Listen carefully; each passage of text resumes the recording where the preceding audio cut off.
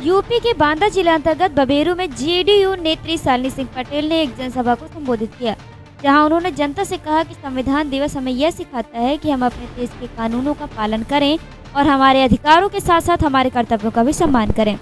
हमें गर्व है कि हम एक लोकतांत्रिक देश के नागरिक हैं, जहां संविधान हमें स्वतंत्रता और समानता प्रदान करता है। संविधान दिवस न केवल हमारे देश की महान लोकतांत्रिक परंपरा का स्मरण कराता है, बल्कि यह हमें अपने कर्तव्यों और अधिकारों के प्रति जागरूक भी करता है।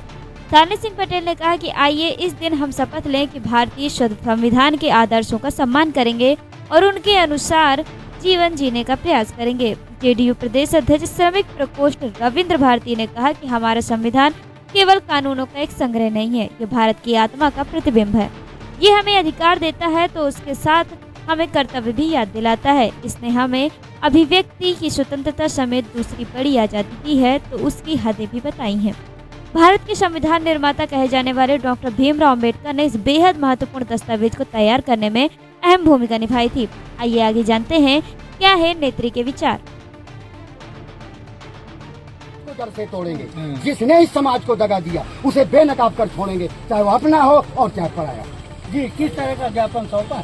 देखिए, आज संविधान दिवस के शुभ अवसर पर आप सभी पत्रकार बंधुओं सभी देशवासियों को हार्दिक शुभकामनाएं। जनता दल यूनाइटेड परिवार की तरफ से हमने 16 सूत्रीय ज्ञापन जिलाधिकारी तहसीलदार बबेरू के माध्यम से, मंडल आयुक्त के माध्यम से महामहिम राष्ट्रपति महोदय को संबोधित ज्ञापन दिया है और उसमें 16 सूत्रीय मांगे हैं और उम्मीद करते हैं कि महामहिम राष्ट्रपति जी देश की जनता के हित में जरूर हमारे ज्ञापन पर संज्ञान लेगी और हम चाहते हैं कि अगर वो संज्ञान हमारे ज्ञापन का लेती हैं तो इस देश की जनता युगों युगों तक उनका नाम लेगी और आभारी रहेगी। और जिस तरह इस देश में ही नहीं, उत्तर प्रदेश देश में जिले के अधिकारी जिस तरह तानाशाही कर रहे हैं, बबेरू एसडीएम जिस तरह तानाशाही कर रहे हैं, ये तानाशाही ठीक नहीं है। देखिए, अगर आपको कुर्सी में बैठाया गया है तो आप जनता की समस्याएं सुनिए। यहाँ आप देखिए कि जनता की समस्याओं का अंबार लगा हुआ है। 50 एप्लीकेशन मेरे पास आ गए, ये अधिकारी सुनने को तैयार नहीं है। तो देखिए, अगर अधिकारी आखिरकार क्यों नहीं सुन जा रहा है? केंद्र में आप सरकार में साझा है, आपकी मांगों को अवहेलना क्यों की जा रही है? कारण क्या?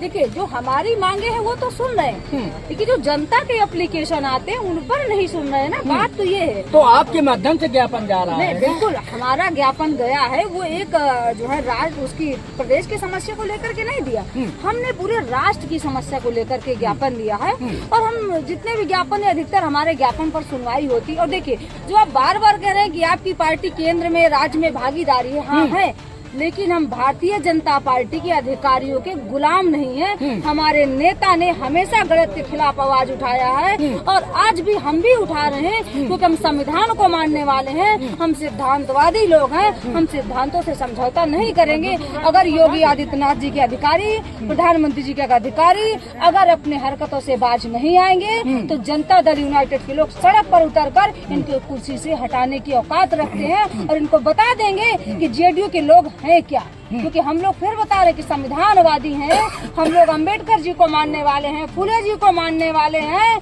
हम लोग डरने वाले नहीं हैं। और हमारे नेता ने जाति आधारित जनगणना करा करके एक मिसाल पेश किया, पूरे देश में किसी भी राज्य ने नहीं कराया। 50% महिलाओं को आरक्षण दिया, पंचायत चुनाव में 35% आरक्षण दिया महिलाओं को नौकरी में। कोई भी मुख्यमंत्री दिया हो तो हमें बताइए, कोई भी जो है प्रधानमंत्री अगर कराया हो तो बताइए। जिस तरह एक हमारे माननीय मुख्यमंत्री नीतीश कुमार जी ने दिया। कितने दिन का अल्टीमेटम दिया है ज्ञापन?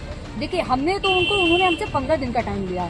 अगर 15 दिन में अगर ये हमारे जो भी एप्लीकेशन लेकर संज्ञान नहीं लेते हैं तो बांदा अशोक लाट में बड़ा आंदोलन होगा। और मुझे विश्वास है, उम्मीद है कि मेरे बांदा जिला की जनता, युवा, मजदूर, किसान, महिलाएं अपनी बहन का जरूर साथ देंगे, क्योंकि बहन अपने लिए नहीं लड़ रही है, हम अपने लोगों के लिए लड़ रहे हैं, अपनी जनता के लिए लड़ रहे हैं। और मैं निवेदन कर रही हूँ आपके चैनल के माध्यम से कि आप लोग अपनी आवाज उठाइए, अपनी आवाज बनिए, शोषण के खिलाफ बोलिए।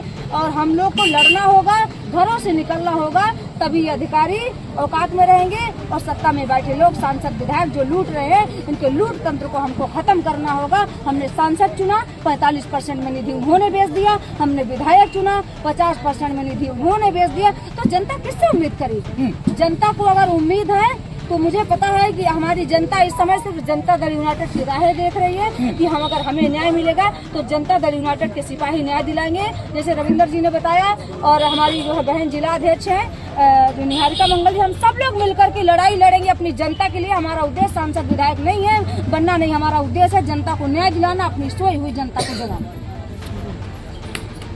जनता दल यूनाइटेड के प्रदेश अध्यक्ष शालिनी सिंह का अल्टीमेटम 15 दिन को अधिकारियों को दिया गया है। अगर 15 दिन में उनके ज्ञापन में कार्रवाई दिया पुलिस और सरकारी भर्ती में, आप देखिए पुरुषों से ज्यादा पुलिस में नौकरी कर रहे हैं बिहार की बेटियां, लेकिन उत्तर प्रदेश में क्या हो रहा है? महिलाओं को मारा जाता है, महिलाओं को नग्न करके घुमाया जाता है।